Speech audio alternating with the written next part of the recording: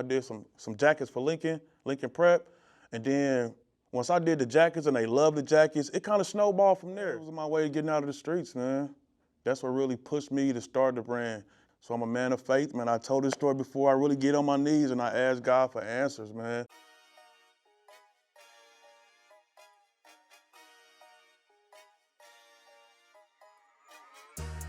I heard that allegedly they don't agree or believe I am all that I say I am. Prohibit profanity, try not to lose all my sanity, swear every day I am. I honestly hope that I'm favored by God, and if not every day I go pray I am. Welcome back to another episode of Eating Elephants. Today I am here with the owner of the Kansas City-based clothing line, Deep Rooted Clothing, Donnell Jamison. How you doing, brother? Doing all right, man. Thanks for having me, bro. Appreciate you, man. Hey, man, thanks for coming on. As with most of these pods, right, it took some time, but here we are. We're ready to get it down and talk about it. So let's just jump right in. What's Deep Rooted doing in 2025? And we got a lot of big things coming up, man. We got a lot of collabs. I really pride myself on doing a lot of collabs, and not with only big people who doing stuff in the community, but also up and coming artists, up and coming designers. Hold on, man, damn fly, man, damn. But yeah, man, all collaborations, man, collaborations. Well, we plan to take this show on the road, so that's the next step, man, get out of town with it. So yeah, that's what's up with 2025.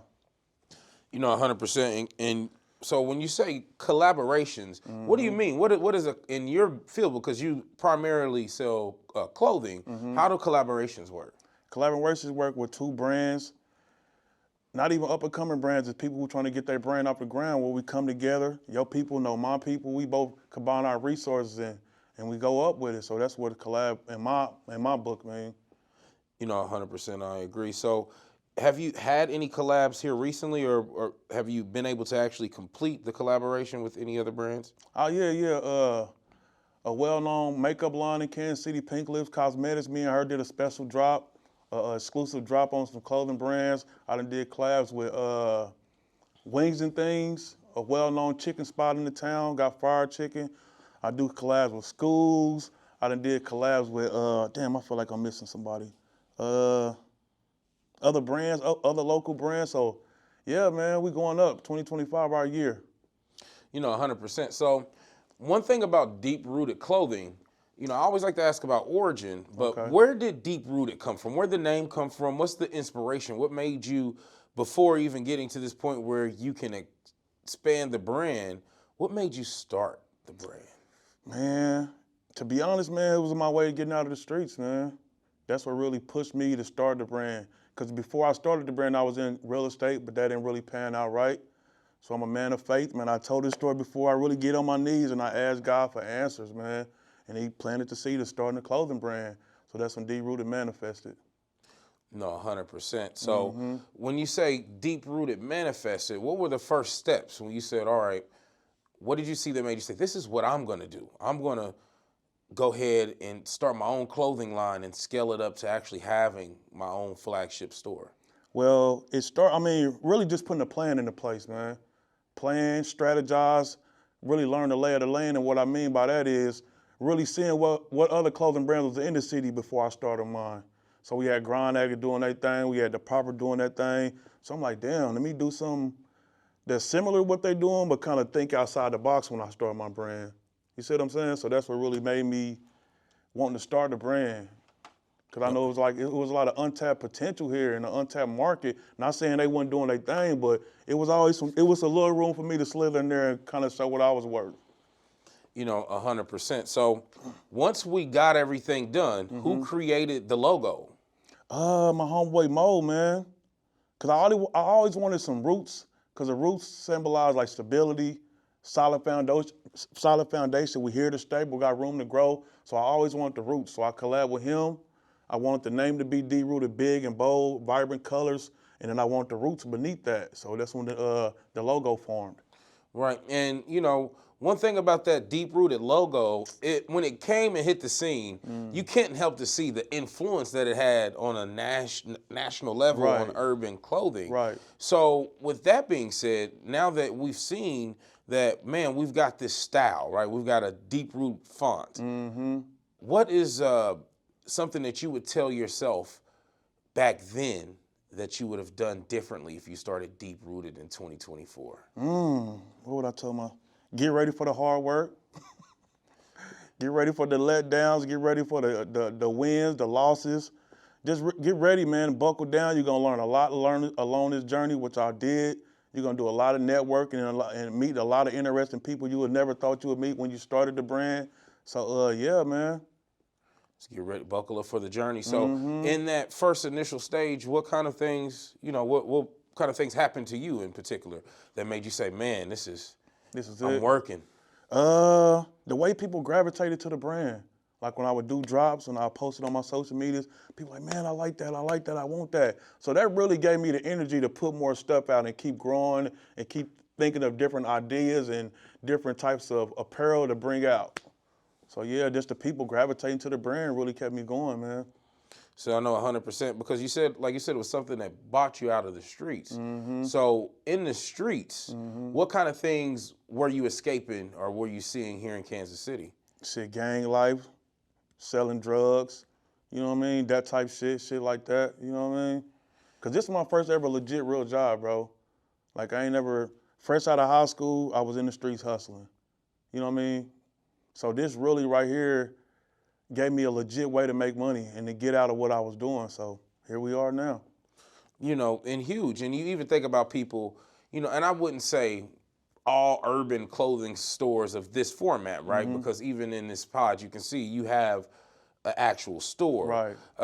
You think about people like Nipsey Hussle, the late great Nipsey Hussle. Were you a fan of Nipsey Hussle? Oh yeah, most definitely was, man. Just his story and the message he was trying to give to the youth, man. I think that was really pivotal with what I'm trying to do now. You know what I mean? Just to be an inspiration and lead by action. So that's the motto right there. 100%. And leading by action, I know can be a long journey. Yeah. So, for a lot of people, and, even for me is a question. When you start a clothing line, how do you get the clothes? I mean, you start off like everybody else did. You get your Gildan T-shirts, you know what I mean? I'm a big researcher, man, and I'm not scared to ask questions. So I'll reach out to people, hey, man, how do you do this? How do you go about doing this? And I do my own research on my end and just put it all together, man. And because, I mean, everything is right here in these phones, man. So you can really Google, hey, how do I get bulk order this? How do I get a bulk order that? And then it really, you know what I mean? Shit'll start happening. You'll get some motion, man. But you got to be locked in, though.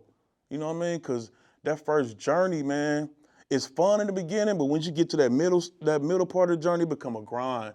And the game gonna test you, like, do you really want to do this? You know what I mean? We see you will see results, but the money don't really start rolling in after like 2 or 3 years of grinding because everything goes right back into the business. You know what I mean? So yeah, this the grind, man, the grind. You 100% have to respect the grind. So in this business, would you say the tougher part of the grind would be dealing with the customers or dealing with the merchants on the background? Nah, man, that's really a piece of cake, man. I'm gonna be real 100 with you, man. The tough part of the grind is when you reach a certain altitude and you looking for probably investors or you're looking for some funds from the banking. That'd be really the grind, man, because they make you jump through so many hurdles to even get funding from the bank to scale up your business. You know what I mean? Even though they can see the bank statements throughout the years and the transactions throughout the years, they still make it hard as a motherfucker, bro, to get some funding. You know what I mean? To really take it to the next level. So I'm kind of in that phase right now, but I'm steady grinding, man. You know what I mean? I'm asking questions and I'm kind of using the connections I know to kind of get me in those rooms and talk to those people. So that's where I'm kind of at right now. That's huge. And I know, Yeah, especially with the LLC law changing and things like that, where now every person in every position for your LLC has to be listed as public record. And I think for a lot of gentlemen, actually going that far into scaling the business and trying to actually have proper funding from an external source is huge. Is there any tips that you can tell of any entrepreneurs watching that are trying to scale not only a clothing business, but any business that offers goods? Any advice, man? Just stay dedicated, man. Keep God first in whatever you do, because there's going to be some rough patches, man. Just stay down, man. Treat people the right. Treat people the right. That's the first and foremost about customer service, man. If you're going through some shit in your personal life, you can't bring that into the workplace. People ain't gonna know what you're going through, so always treat people with that common courtesy. You know what I mean? And let's see, what else? Some other advice I got. A lot of times you hear that saying the customer is right.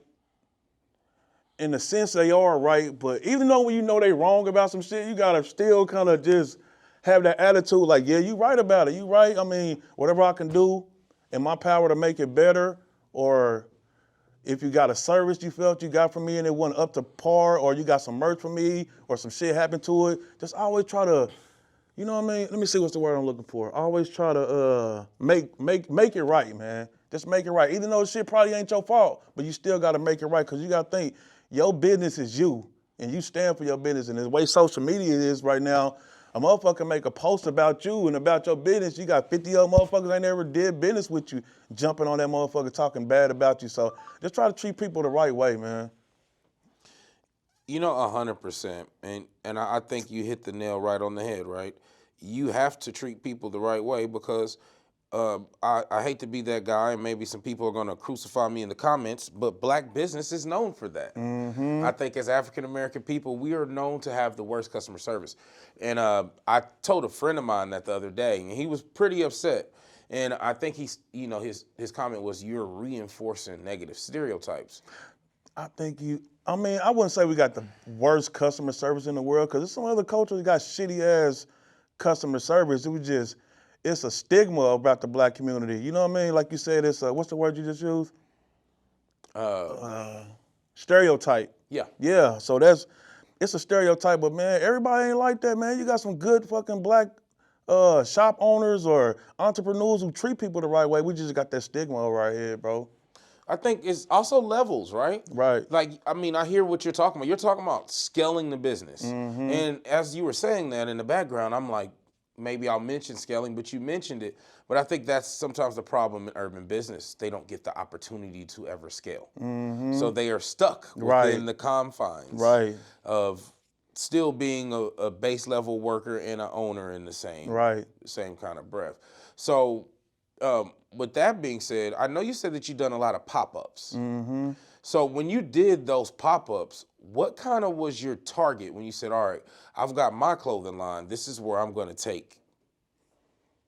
At first, when it first started, you know, we target our community, people amongst our community, but shit, I get a lot of like cultures and races who gravitate to Deep Rooted. So I'll be taking my show and on the road, go to somewhere that you probably want to see Deep Rooted at. You know what I mean? That's what you got to do, bro. You got to really get out there. We love our culture. I love my cultures, but if you want to grow, you got to get outside of our culture, bro, because there's a whole world out there of people who would love to see what you do. So I go everywhere. If I see a pop-up, man, so that's a big part of networking, man. Just go anywhere. Just go to the shoe pop-ups, go to the River Market pop-ups, go to the City Market pop-ups. Man, you got to pop your shit, bro, because you don't never know who will gravitate to your brand. So that's where I'm at with it, man. No, 100%. And, you know, we haven't talked about it, but one of the biggest collabs that I saw you did was with some local high schools, right? You know, actually getting back with those kids. How was that experience of actually, you know, because that's more than just networking, right? That's actually working with the system. The system. So a friend of mine, damn, she gonna kill me, I forgot her name, but she really opened up the gate to that, you know what I mean? She taught me how to get my vendor's license for a KCPS, and then after that, man, I did like a drop for Lincoln. I did some jackets for Lincoln Prep, and then once I did the jackets and they loved the jackets, it kind of snowballed from there. Cause you know all these schools is tied into each other. So if one school see it, they gonna want it, and then so on and so forth. So that's how that happened with me, like collabing with the schools.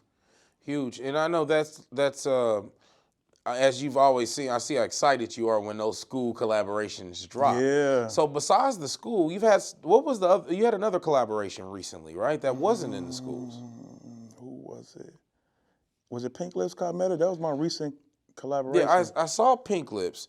You know, I go way back with Pink Lips Cosmetic, man. I remember she used to sing. Yeah, You know, I 15 didn't know years that. ago. Yeah, I didn't know that. I used to work at But Mid yeah. Range Music, man. She Damn, was in there singing sometimes, singing hooks and stuff. So huge. But oh, hold up. Yeah, okay. I think I remember what you talking about. FIFA, the World Cup. yeah, that's what I thought. Yeah, they reached out to me, man, via email and just told me, like, hey, fill out this. We heard a lot about your brand. We want you to come be a vendor and sell, like, merch for the soccer whenever they come here. So I'm excited about that. I got an upcoming collab with Children Mercy Hospital, man, where they want That's me to the one I was talking, Children Mercy. Yeah, they want me to come up there. We'll create a dope logo and use my manufacturer to produce the product. So, man, we got a lot of big things popping, man. Yeah, and that's huge, man. And that was the kind of the thing I wanted to talk about because, you know, being in urban clothing, right? And you know, just growing up through urban culture is great to be able to expand. And I think that's definitely a form of giving back. Right. Dealing with the schools, dealing with the hospitals.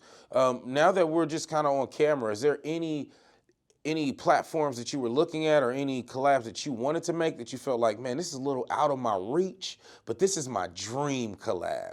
If this could happen, I would really, you know, if Eating Elephants Pod was saw by millions of people and this person saw it, I want them to know I would love to do a collab with them. Made Mama definitely on the list. But I like really. You said Made Mob? Yeah, I can set that one up. Yeah, I do a hell yeah, we'll do a drop with Made Mob, exclusive deep-rooted Made Mob drop. That'll be dope. I think that'll be hard for the city. Popper, KC, I would love to do an exclusive drop with him. And any man, not to just mention people who got motion, not saying other people ain't got motion, but I like working with the people coming from the ground up, man, so I can give them the knowledge that I know, you know what I mean? And kind of get them a platform to get their shit popping. So, yeah, just to name a few, Made Mob, KC, let's see. Anybody, bro. I'm down to collab, man. That's what I do. Huge. I think we can just accomplish so much more if we all work together, man. So, yeah. And you know, I think also too, that's kind of that's the wave of fashion just in general now. You know, from Virgil to Off-White to some of the larger brands, Supreme. You know, dropping these collabs. So let me ask you this: before you were actually on the other end of the clothing manufacturing business, what kind of brands did you used to wear? What were some of your favorite brands? Man, I ain't gonna lie. I mean, I was talking about before I started rocking my own shit, like I wear my own shit a lot, like every day. But before you had your own, what would you wear? Let me see. Damn. Nike, of course. A Cool. I used to fuck with 8732, FUBU. Let me see. I wear polos every once in a while, but that was my brands, man. A Cool, 8732 when it was popping. If we go way back to the 90s, it was Cross Color, Jabot jeans, and that's I think that's probably it, man. Stafford t-shirts, little shit like that. Pro Clubs, you know what I mean? Niggas, I mean, the hood niggas know about Pro Clubs. That was the hood nigga white t-shirt, you know what I mean? Pro Clubs and, yeah, Levi's, shit like that, yep. Pause. So this question, I'm gonna look out for you. Okay. We're gonna ask it again, but we ain't gonna go to the hood niggas. Okay. Because we just talked about the schools and shit. Okay. Come on, let's keep it, come on. I'm gonna be your PR. Okay. So, let me ask you a question. Okay. Before you were actually on the other end of manufacturing your own clothes and designing your own clothes, what kind of stuff did you wear? What was your brands that you just would sport? I rock Nike, Rockaware, they was popping back in the day. Rock Bible, they had a little run. I was Ed Hardy. Let's see, Jabot, if we going back to the 90s. Jabot, Cross Colors, Fat Form, A Cool, 8732. Yeah, all them lines like that. I used to rock them shits, man. Yeah, back in the day, I know it's a different. Now you just rock your own clothes. Every day, boy. I'm on my day. own walking billboard. I might have to throw some, I ain't got a bunch of D-rooted jeans, but hoodies, hats, sweatsuits, jean jackets. I be rocking my own stuff, man. Yeah, most definitely. And you know, being that Kansas City is such a big market for the Chiefs. Okay. So you got your Chiefs hat on, right? Everybody's gonna say everybody on my pod wears a Chiefs hat. But one big thing I always mentioned with a lot of clothing companies, I see you don't really do a lot of the unlicensed Chiefs gear.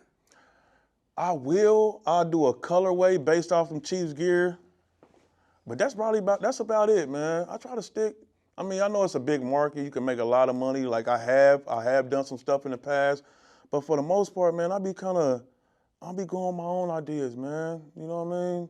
And not saying ain't nothing wrong with doing the Chiefs merch, or I just keep it as far as do a colorway to represent the Chiefs, but not just plaster Chiefs stuff and all of that. But I have done some drops of T-shirts and hats that got Chief stuff on there, but that's about it. Yeah, it's one of those things. I see that with and I think that's the biggest thing for you, because you're a lot more than a T-shirt company. Right. You know, I know a lot of brands in Kansas City. A lot of people have T-shirts, but you have, like I said, the sweatsuits and some of the pantsuits, and I've seen the jeans and the shorts. Next coming up for this winter, is there any special drops coming for winter of 2025? I don't want to tell you, bro. We just gotta. I don't want to. I'm just gonna drop them, bro. I want to say something, but I don't want to say something. But yeah, it's something dope, something different, man. Let's see. I try to keep my ear to the streets as far as fashion and what's hot, you know what I mean, do my own version of it and put my own twist on it. But I got some dope stuff cooking up, man. I really do. Absolutely.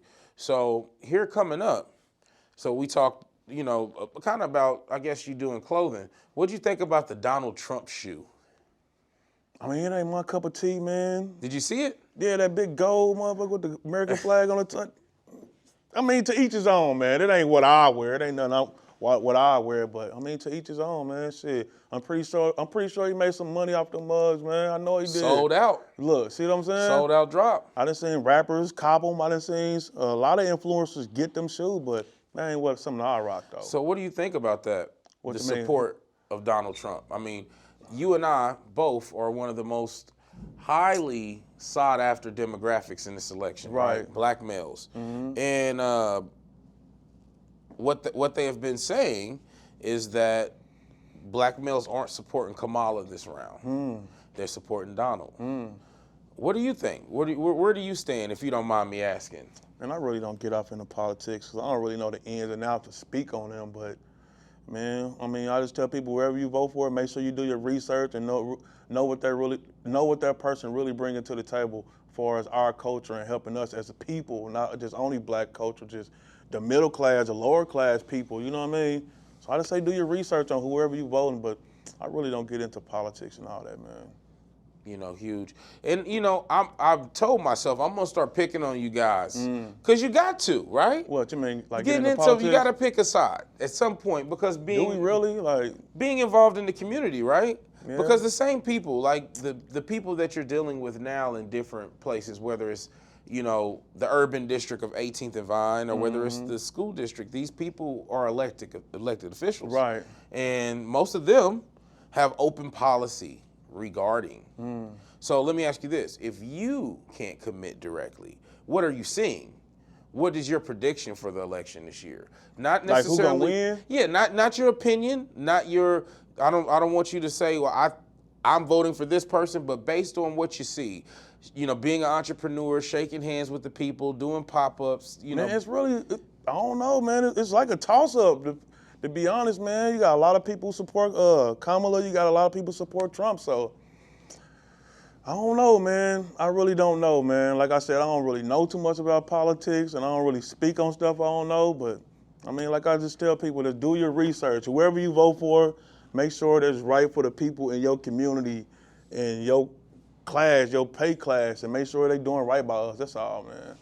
Yeah, I think that's huge. Making sure that, doing your research. And I respect that, not speaking on it until you figure out exactly, who is. Before we get out of here, is there anything you want to say or any shout outs to anybody? Man, shout out my homie Copeland, man. He came through with the podcast, broke the drone out for your boy, man. I'm real appreciative of that. Let me see. And shout out to all the entrepreneurs, man, the working class people. I know it's tough times right now, man. It's like real tough times right now. I'm scratch the tough. It's real tough times. Just keep your head up, keep God first, put your best foot forward every day. When you get at home at night, hit them knees and pray, man, and get up, man, and in hopes of a better day the next day. Hey, well, this was Copeland and Donnell Jamison from Deep Rooted Clothing saying peace. Love.